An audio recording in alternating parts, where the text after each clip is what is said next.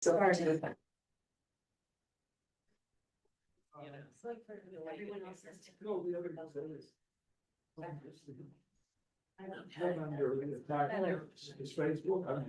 Yeah, my whole thing looks just like this, when mine gets posted, it'll look wildly different. Okay. Kids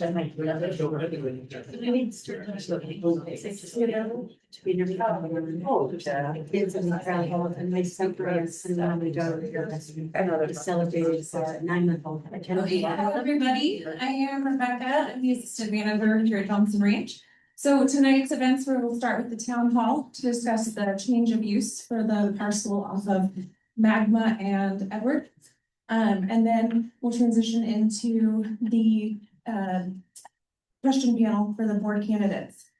We have 5 of the candidates here with us tonight. The 6th could not make it.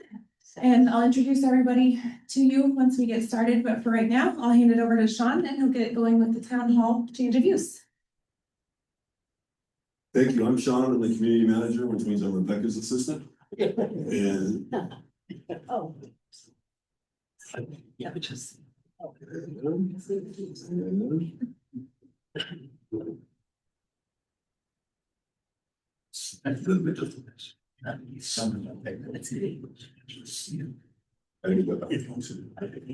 okay, so the upcoming membership vote is for proposed land change of use for the parcel. It's already community or owned land. It's currently desert.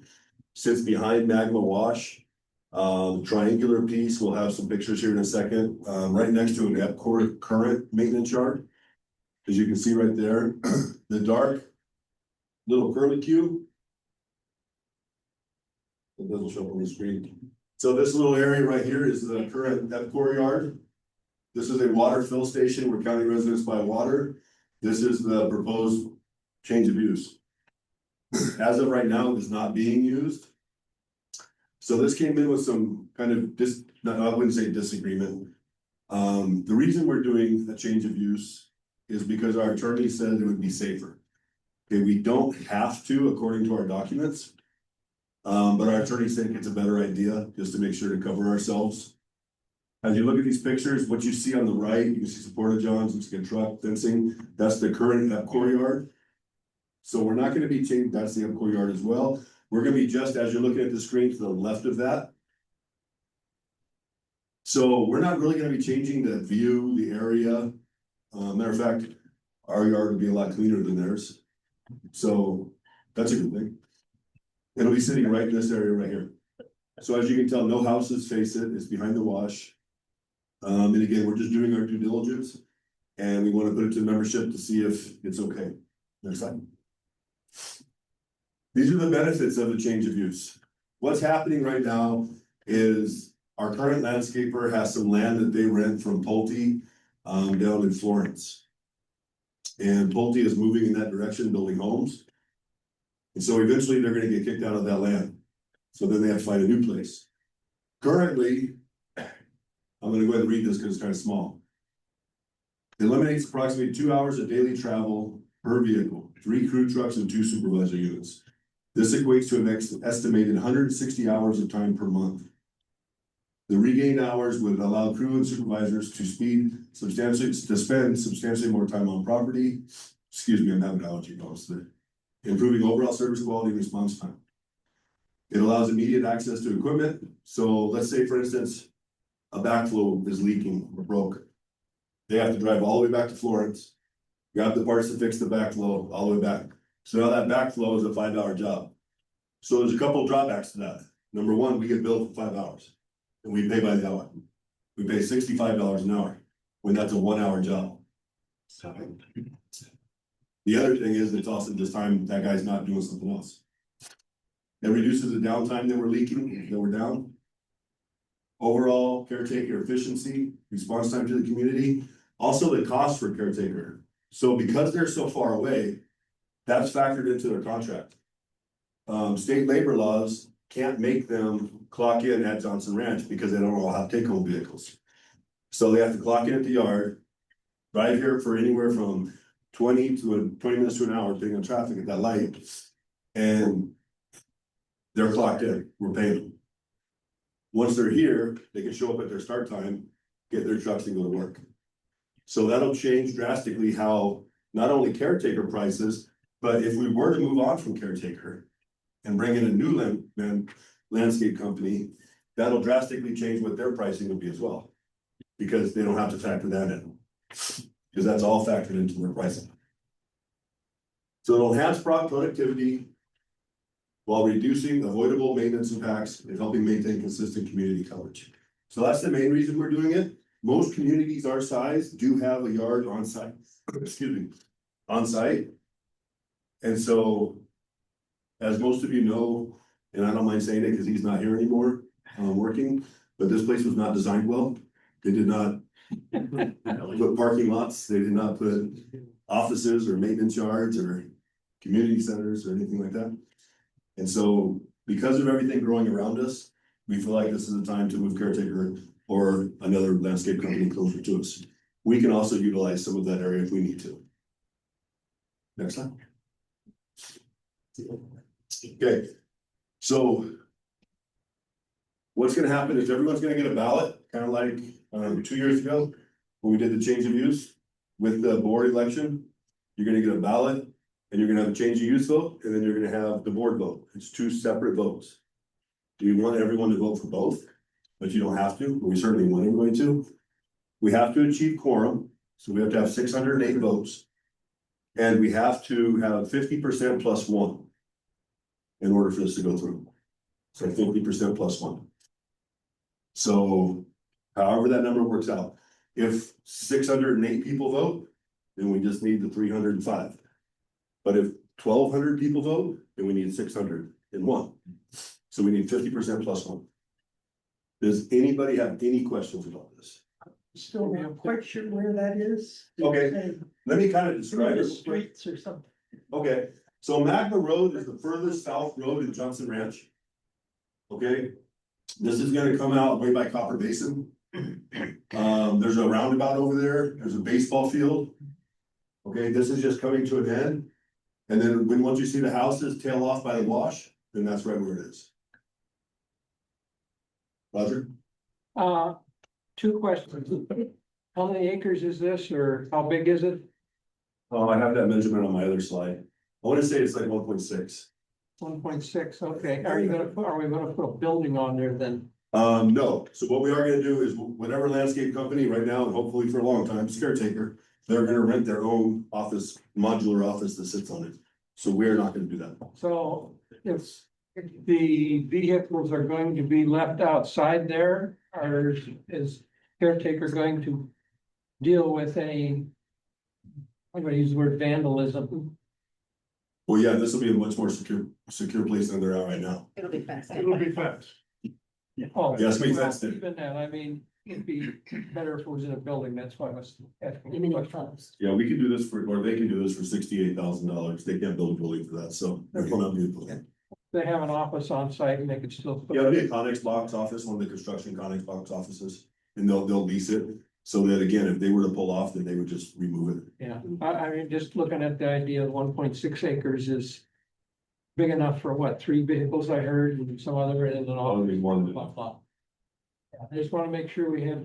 Yeah, and it'll have 2 gates in it, so we'll have a pull, it'll be a pull through with an in gate and out gate.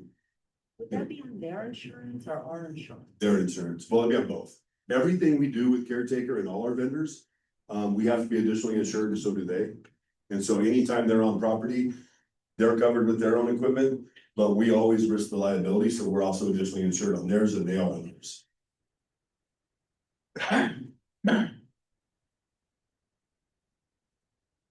Any other questions? So plenty of parking there, parking for the employees when they drop their cars off, and plenty of parking for there's enough space there for the caretaker vehicles. Oh, yeah. And then there's no electrical or no water going in. No, that's part of the bid process. That's part of the pricing that we got for it when I said 68,000. Is that does include running electrical and water to the property.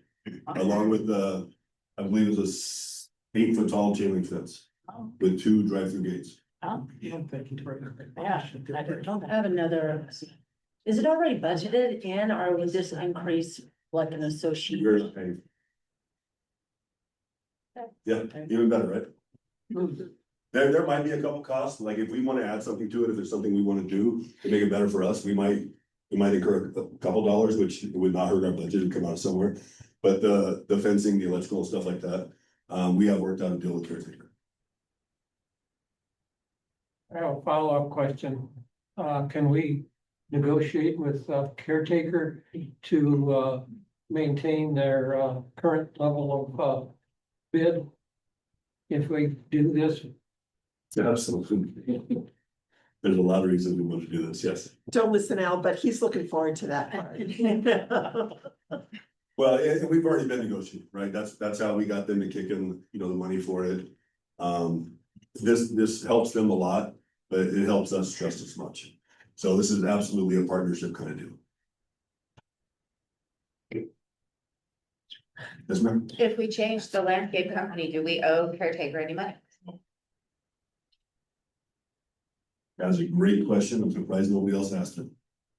I'm the treasurer. That's why they're doing, that's why they're holding the lease for the building on their own. So that they can remove it and move it to wherever they're gonna go.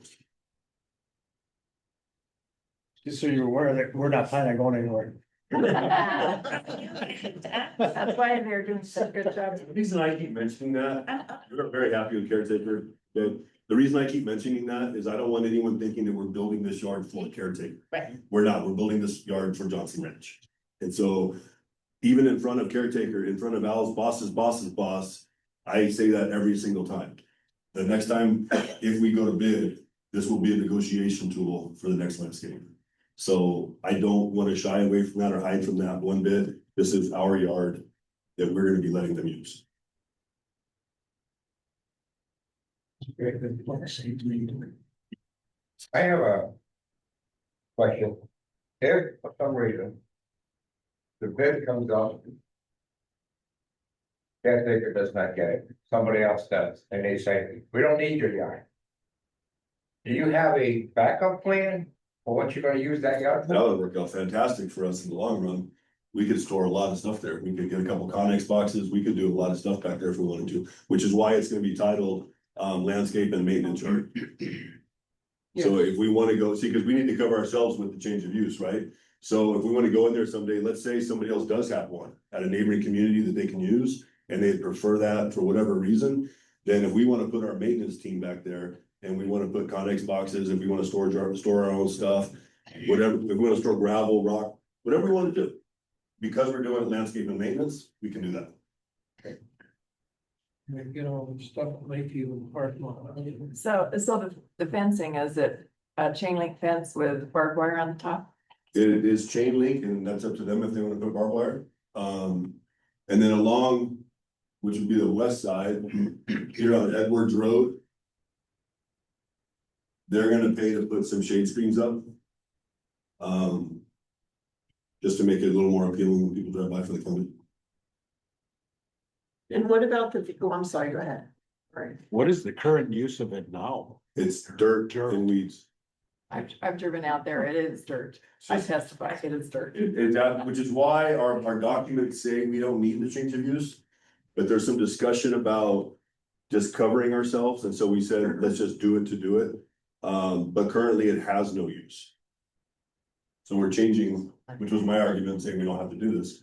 It doesn't have a use, so we're not changing use. But the lawyers say protect yourself and do it. So if you don't need quorum, then what? Then it goes to the board. Okay. And if the board decides we're gonna put a landscape yard there, then we're gonna put it in off our documents. Perfect. Okay. And Sean, can you, like the residents who live along West Pasture Canyon, what kind of a view is it for them? Their walls are high enough, it's really, So in their backyard, yeah, let's be very transparent with that. We back that up a couple slides to your pictures, please.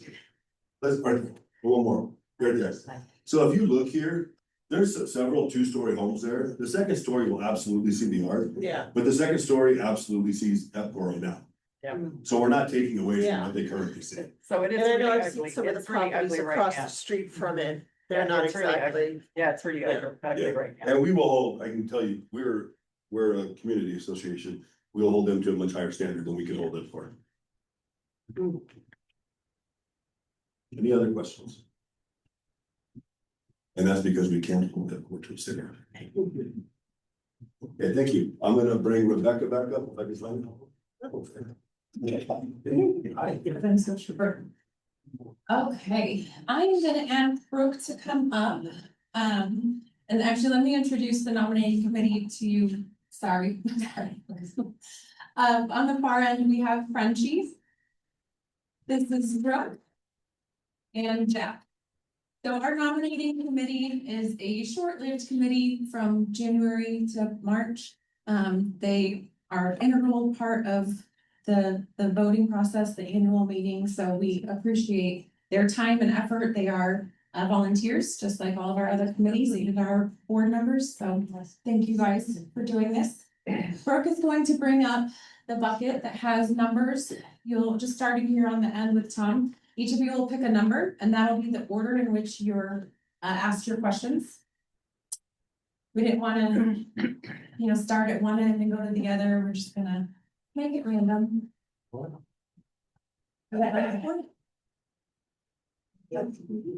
So the biggest role of the nominating committee is to ensure that the management company or the current board don't have an influence over the election. And so almost every year this changes a little bit, the order and how we do things, because we get new committee members. And so what they say goes with us. We tell them what's legal. And so if they change things like getting numbers or how many questions we ask, that comes from the nominating committee. That's not a management decision, and it's not an incumbent that's running for the board's decision. Just so everybody knows, we don't ask them what they want to do. This is all those three individuals over there. Sean. All right, so.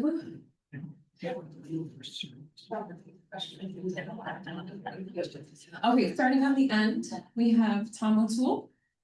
We have Deborah, she goes by Deb. Sherry Vance, Denise Farrell, and Allison Black.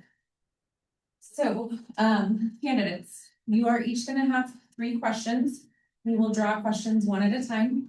You have the opportunity to, for one question, answer somebody else's. So if Tom gets a question that you want to answer, Denise, you would be able to say, I'd like to answer that as well. Okay, one time. You have 2 minutes. So when you pull your question, you'll read the question and then we'll start a timer for 2 minutes for you to answer. You do not need to use the full 2 minutes, but it's to allow you a second to think if you need to think and compose, and then you have the 2 minutes. Frenchie will be monitoring time, so he will let you know when time is up. Okay, so Brooke is gonna come by. Who has number 1? Denise. Denise in the purple. And then just real quick for the microphones, when you get your question, turn your microphone on, and then when you're done, turn it off, because otherwise we're gonna get feedback. It's the little button here. Go from the circle to the line to turn it on. So Denise, again, you'll read your question and then we'll start the timer for 2 minutes. Okay. What are the roles and responsibilities of the board? According to our documents, there are 2 main responsibilities, one of which is fiduciary, to make sure that we are spending the assessment dollars in the best interest of the association. The second one is to try to maintain or elevate the property values. So that's why we look at what other communities are doing to attract new buyers and try to keep up. What is not in our documents, but we try to do, is to allow the association to evolve. And with that evolution, sometimes policies have to be updated or added, or say, well, this doesn't work anymore. So that's basically the roles and responsibilities of the board.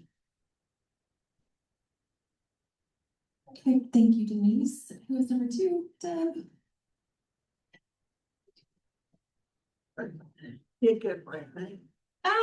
Hold on, let me put that one back. All right, hold on. How would you handle requests if approached by an individual?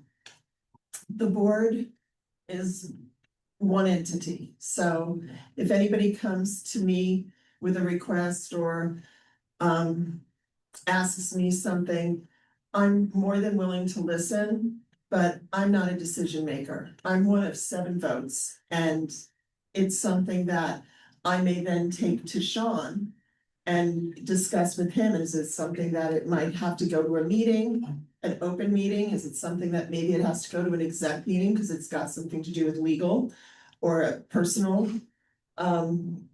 issue with an employee? I don't know, but I'm more than willing to listen, but never will I give you an answer other than, let me take that back and I'll discuss it with management and the board.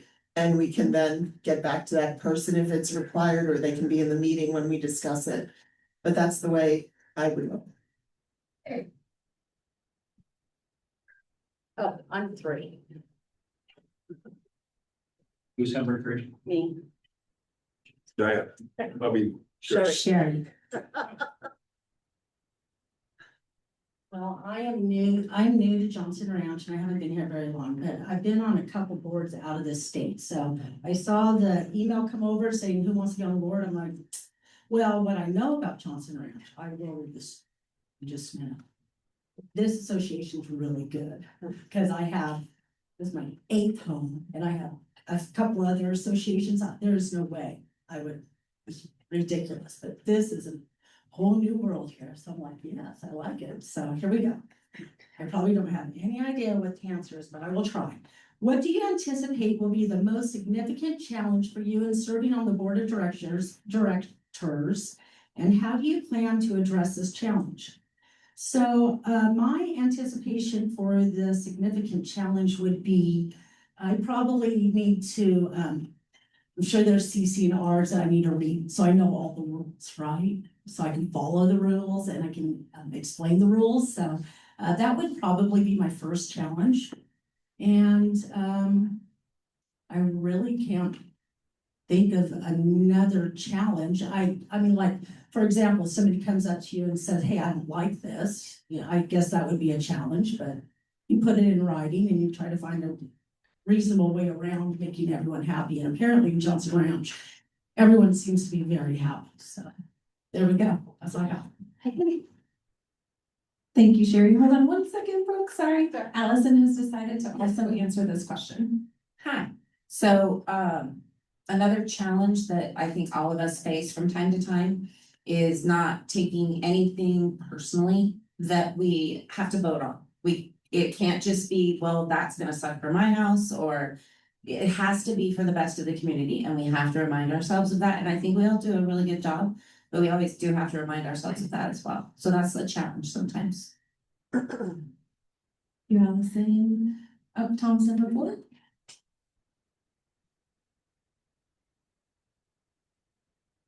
Thank you. Good evening, everyone. My name is Tom O'Toole. My question is, would you as a board member feel comfortable receiving questions and concerns from homeowners without conveying a personal opinion or representing the board as a whole? Well, to start, it's kind of just back what Deb said. You're not going to answer the questions. First of all, I'm a self-employed independent insurance agent, so I'm used to dealing directly with specific questions, but sometimes you just can't. And with this, for example, you don't make that decision. You can hear what they say, you can listen to what they're saying, you can possibly take notes, but they really only you do is you can suggest it and put them in writing, come to a meeting, because as Deb says, you're one person of 7, so you cannot make that decision. You can let them know that you're one of 7, and you can't make that decision. As far as without conveying any of your personal opinions, well, sometimes that's hard because we're all homeowners here. And what may be good in one neighborhood may not be good in another neighborhood. For example, you may live on a golf course. You have a golf course view, and you want to paint your walls, which can't be in a certain color or a certain design. I may disagree with that, but if that's what's in the CC&Rs, that's what we have to follow. Any questions? Thank you, Tom. Who has 5? That leaves Allison. An easy question.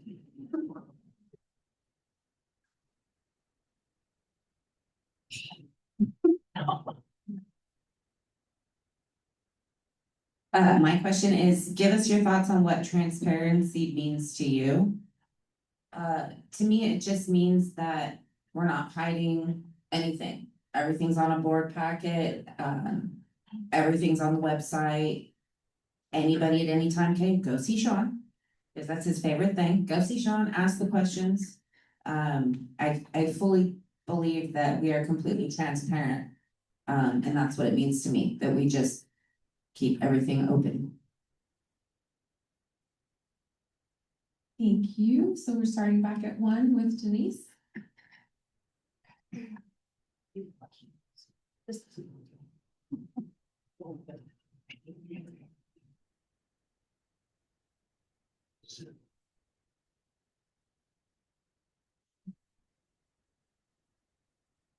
Why did you select Johnson Ranch as your home 15 years ago? I got tired of shoveling snow. My kids and grandkids are here. We visited every year. Spent 2, 3, 4 weeks here. And even back in the early 2000s, I said I could live here. We searched our selections online from Pennsylvania, bought my house online, got my job online, moved. And the first time my husband saw the house was the day we moved in. And loved every minute since. We used to come here for vacation, and now I don't leave. I haven't been on vacation in 15 years. Every day's a vacation. Yeah. I live in paradise. Thank you. And I apologize for this too. Oh, Yeah. thank you. I had to double check. Yeah, I was like, what is it gonna come to? All right, let's see. There we go. All right, what do you sorry. What do you anticipate will be the most significant challenge for you in serving on the board of directors? How do you plan to address this challenge? Didn't we have it already? It's possible there might be 1 or 2 questions. Okay. All right, most significant challenge for you in serving on the board of directors. I don't know, I think sometimes, the amount of, sometimes I find challenging is the time management between my job and the amount of, time I may have to spend 1 month over another, where maybe there's a couple of more issues that you have to do a little bit more research in, or you have to see, Sean once a week instead of just twice a month or something like that. So, I think that for me sometimes can be a challenge as far as that goes. But you juggle it, you do the best you can, and so you have a late night every once in a while. I don't think it's a bad thing, and you just make sure you come to the meetings as informed as you can be and ready to discuss business. So that's my answer. Thank you, Deb. And the 3 was Sherry.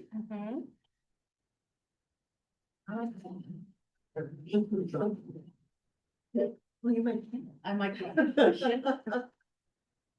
Okay, I got, how important, oh, thank you. So, okay, how important is it for the board member to be involved in community events? Well, I can just speak for me. I like community events, so how important is it to me? I think it's really important. I'm a big fan of community doing lots of fun things together, like we have new pickleball court. I mean, we should probably have little tournaments going on, and I don't know, I moved here because of the Salt Lake River. I mean, there's lots of fun things to do here. So I can speak for me. I think it's very important for us to have community events and play together and live together. Thank you, Sherry. Did you want to answer? Oh, you're number 4. Yeah, thank you, Tom. Thank you for keeping track of your numbers. 'Cause I know we should put them up, so, there we go. My question is, what are your recommendations for getting resident input on suggestions for making Johnson Ranch an outstanding place to live? To me, I know Kim's not here, but she sends out the weekly Johnson Ranch Roundup email blast, and that's a great way to get the message out there. I guess the only first thing I think is if there's a way that, and I know we're talking about 6,000 homes, 6,000 plus homes, but if there's a way that they can, when they open it, that somehow it records electronically that they at least opened the email, not necessarily that they read it, but at least open it. That's a good way, at least to start. Other than that, I mean, when people will come to you with a suggestion or maybe a complaint, a lot of times they're, I don't want to use the word uneducated, they're probably just a little misinformed. They really don't know what all is going on and what the requirements are. Let's say if someone had an issue with their purple key. Maybe it's not that they're not in good financial standing, maybe there's something else. I don't know, but I know people brought that to my attention. I just said, go see the HOA, they're right up the street. I mean, it's kind of hard to get recommendations from people. You want to either live here or you don't. And the only way you can make it outstanding is if you get involved. If you go to a lot of the activities, you become a member of the community. Thank you, Tom. So that is Allison, number 5.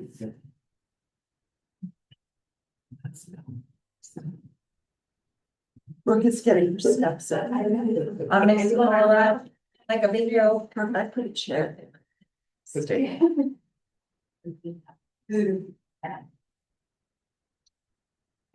This one is, what difference do you feel you will make on the board? I can answer as a current board member, the difference that I make is I'm very involved in the design review committee. Before I even got on that committee, I used to shadow the board member that was the chair of that committee. And I think I've been involved since 2017. I thoroughly enjoy it. We really try to help the homeowner. And so overall, making a difference on the board is also getting involved in committees so that you know what's going on in the neighborhoods, even if you just shadow someone once a month. I highly recommend it. All right, we are on our third and final round of questions. Denise?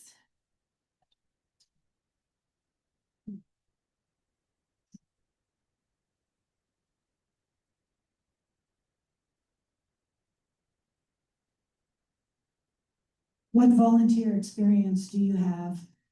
How will it assist you in being on the board? Prior to coming here, I was on Ladies Auxiliary for the volunteer fire department. My husband was a captain, so we had to do a lot of the fundraising and the coffee and donuts at fires and things like that. Once I got here and was working 10 hours a day and traveling 2 hours a day, there wasn't a lot of time in the beginning to volunteer here. But I did jump onto the nominating committee one year. And I did come and sit in the back of open board meetings. So I learned a lot there. And then all of a sudden I got appointed or drafted or suckered in or whatever that case might have been. But the last 4+ years, I have absolutely loved being on the board. It does keep me involved, keeps me informed, keeps me socialized. A lot of good people I've run into, very few not good people. But that's my life has been either family or work until retirement, and then I was able to volunteer a lot. Thank you. Sherry? I love. Deb? Is it No, 2. Is it 2 or 3? I'm 2. Number 2, Deb. Yeah, I didn't know if Sherry was gonna answer. Oh, the yes, question. I'll wait until everything. Oh. All right. Let's see.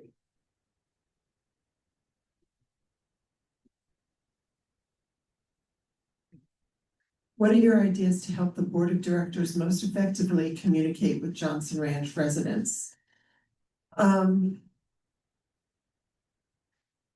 It's a trick question because, again, the board can only, give their opinion. Are you talking about maybe, I'm gonna answer it as far as like once to get the word out on things that we've decided and whatnot, as far as what happens in open meetings and decisions we make and changes that are coming to the area and things like that. I think we have the roundup. I think it's very important we try to get every single email that we can so people can get that weekly email blast. I'd like to figure out what are they called when you're on social media, the algorithm. Crack that nut so that people start, I don't often see Johnson Ranch things on Facebook regularly. I have to sometimes go there and say, what did I miss and everything. And if you're not aware of that, it just doesn't pop up. So whether we have to post more regularly or, make sure we get more responses and things like that. Cause I know a lot of people hear things through social media and there's a Johnson Ranch community social media, but it's not the HOA's social media. And that one has a lot of people and a lot of discussions on it. But as far as, communicating with residents, I think we just have to keep trying to get the word out, whether, Diane is a big pool person. So she's like the conduit to the pool people, and I think, we've got Marcia, who is very into like the gardening and things like that, and she's always around the community. So we each kind of have our little segment that we might go out there and we try to get the word out, and then hopefully it goes out a little further from there. But I think the most important thing is the communications in the weekly roundup, and also it's time, I know. And then I'd like to see if maybe we can utilize a little bit more effectively the quarterly assessment email, mailings. Sorry, I went long. It's okay.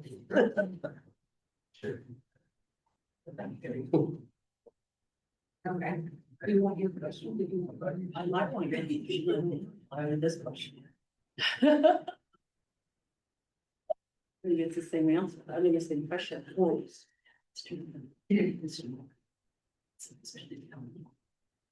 Well, that's a hard one. What volunteer experience do you have?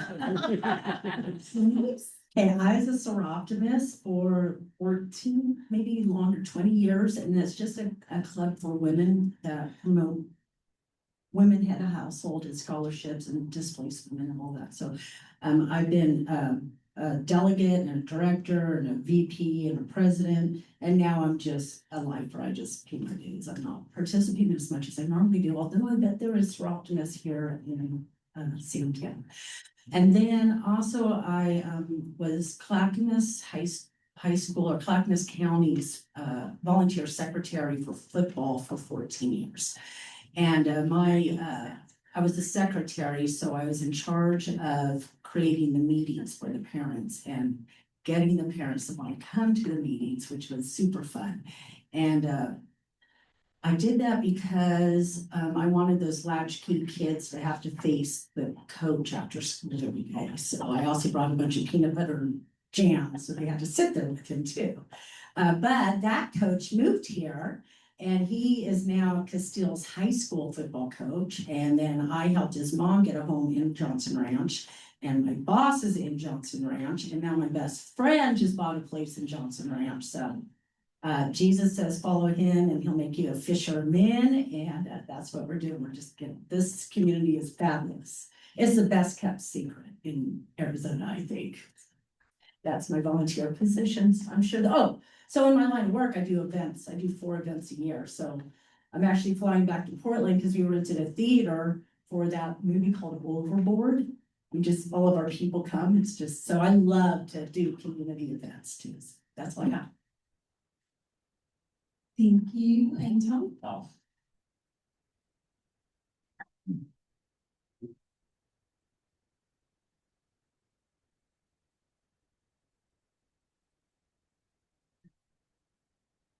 As an board member, how would you put your opinion aside and make decisions in the best interest of Johnson Ranch residents?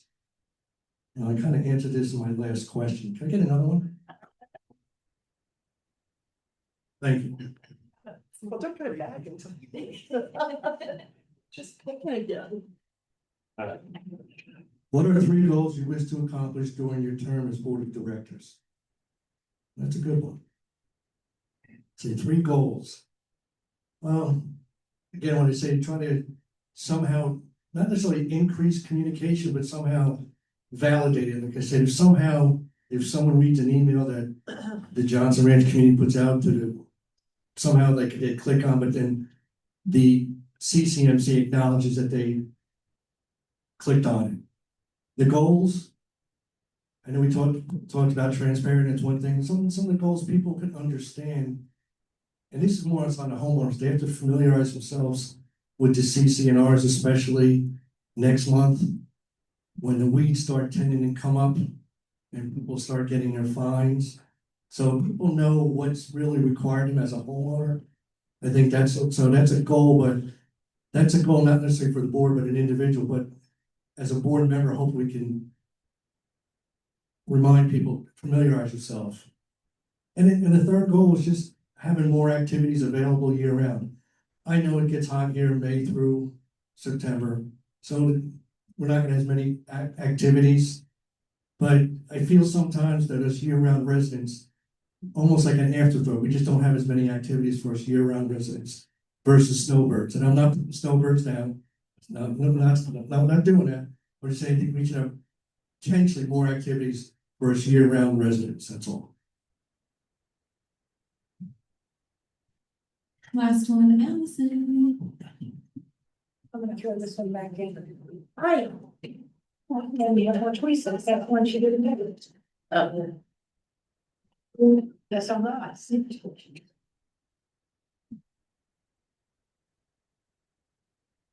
Okay, this one says, do you think new amenities add value to your property value? How do we add amenities while keeping costs down? Yes, I think new amenities add to the value, but we have done a good job of adding some that weren't extremely high in cost, like the new walking paths. So it doesn't have to be something big and awesome, just awesome. The new butterfly garden, looking forward to that, and that wasn't high cost. So I just think as long as the neighborhood is beautiful, that people will come. Thank you, candidates. We're gonna go ahead and open it up to questions from the audience. We have a good turnout, so is there anyone in the audience who would like to ask the candidates a question? Yes. Oh, They all. I'll leave it up here and then I'm gonna leave it on as well. You can just step up. Step on up. Step up there, so everyone on like. Hi, I'm Dan Scott. We've lived here for 16 years and this has to do, we attended the annual meeting where we passed the parking and I'm sure you've seen all the emails and stuff. We can't hear you. You're just go close. Close, there we go. Okay. We attended the annual meeting when the vote came in, like 60-30 for the parking. That we still would maintain the ability to keep people from parking on the street at night. It hasn't happened and I'm just wondering, I understand there's state laws and there's who's gonna enforce it. How do you find out who owns the car? All of those things. But it was a big deal when we voted on it and we blew it out of the water and it's still happening. So. Can I answer that? Yeah, do you remember the numbers? Yeah. That I gave you? Was it you that just gave numbers? No. You didn't just give me numbers, but that was so that we can retain, thank you. So that we can retain the ability to, if someone parks on the street, we have a rule, you can't park between 1 and 5, right? If we had not retained that ability and passed that vote, then that would mean anybody can park wherever, and there'd be nothing we could do about it. So we are able to, and they do continue to give out, you know, I'll call it a ticket, even though it's not a ticket, you know, violations and things like that. You know, there's a process, unfortunately, you know, as far as being on the HOA, they can only give out, is it true with parking as well every 2 weeks, or, you know, once every 2 weeks, you have to wait 15 days before you can give a second violation? So, you know, you may not think we're doing anything, but there's stuff being done and nothing has changed as far as that goes. How does it get enforced? You know, all the side streets, Yeah, all the side streets that aren't in front of the house. yeah. Okay, so Lines of cars every night. I had a resident come in, and I'm not gonna answer questions all night, that's for these guys, but I just want, this is a very hot topic, so I wanna go ahead and do this. Yeah. It might have been Marcia that came in, somebody came in last week and asked me, it was you? Okay, and I think the number that week, I pulled the report and we gave out 740 parking violations that week. 740. Depending on what neighborhood we're that night, and sometimes it's 120, 150. When people are on the sidewalls, what we do is we track those, because we have to pay for running plates, but we track them. If you get 4 violations on a sidewall, which is, for anyone who doesn't understand, that the wall is not directly in front of a house, you get 4 of those violations in a 2-week period of time, we run that plate. And we run plates every single month. We get 10 free ones and we typically pay for about another 10. And we do that every single month. So you're talking about, by the time we're done with everything, you're probably close to $800, 800 violations a week. The problem is, not everybody pays their fines or cares. We can't make people pay fines the same way we can assessments. So some people don't care. Some people have weeds in their yard. Some people have cars in their yard. Some people don't care what rules are. If you drive around the Santan, some people don't care what the speed limits are. Okay? You can't make people follow rules. It might be good though, if you could put that out, because I didn't know anything about how many you give out. But, and Marcia and I talked about that, we are gonna start putting a little more of that information out, because a lot of people think that we're not doing a lot. When you talk about 740 a week, that's a lot. Thanks. Yeah, so that's more than 1 in 10. So if you've got 6,000 houses, yeah, more than 1 in 10 violations. All right, let's stick to the board numbers. Sorry. I just like that, because you brought up a change of use, and we have a change of use, so I just didn't want that to be lost. Anybody else? He's got one. I think we got it, okay. You guys still remember me talking about eat the mic? Yes. If you watch the Super Bowl, either halftime, say, where was the microphone on the people performing? Right here. That's what I mean by eat the mic. Now you can make sure you hear me. I just have a couple comments. You were talking about weeds and stuff, and I've only lived there for. Can you repeat that? I'm sorry. I couldn't hear what you said. You were talking about, you said he was talking about, was it weeds and stuff? Yeah, but you were talking about the weeds. This is our 17th winter down here. We've owned a house 2 years before that. And when we first got down here, there was weeds all over here and there. And the real simple solution is pre-emergent. Oh, our landscape guy left. But it's as simple as that. Hire somebody to come in and do the weeds, kill them first, pre-emergent on, you got no problem. I guarantee it. That's what we need to get the word out to them, okay? And I just want to address, I think what you have is some great ideas. I've watched this at many board meetings like Denise and Deb. We've been to them over the years. I haven't for the last few months just for personal reasons and stuff. But I appreciate your enthusiasm. And to that enthusiasm, we've got a landscape committee, design review, and nominating committees that we can join. And I suggest to you that you join them so that you end up learning some of the ins and outs of what's going on with this particular HOA. Okay? Thank you. Thanks, Roger. I have gotten a warning because I knew. It was very polite. And there was nothing, it was like, of course I don't want that. Any other questions? There we go. All right, thank you everybody for coming. Thank you, board members and potential board members. It's say, and then if you have any questions, as always, call the office. Stop in. We do have an open door policy. We always have an open door policy, so come in. Hopefully, I'm there. Not at a meeting.